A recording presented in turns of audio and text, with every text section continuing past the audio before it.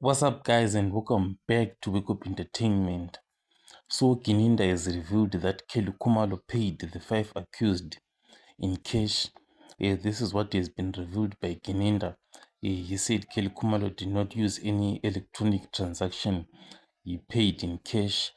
And so, the thing that was being questioned is how did Gininda know that Kelly Kumalo paid in cash? Some of the evidence that I'm seeing here is that it came about through confessions.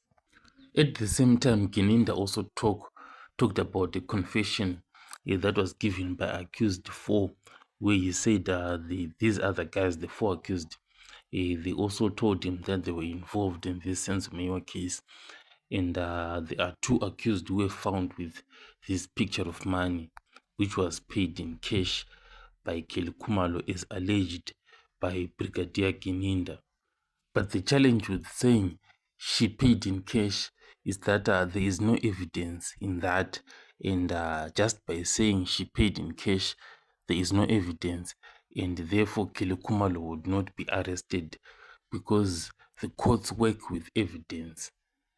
Because all of this that Brigadier Gininda is saying, it's subjective.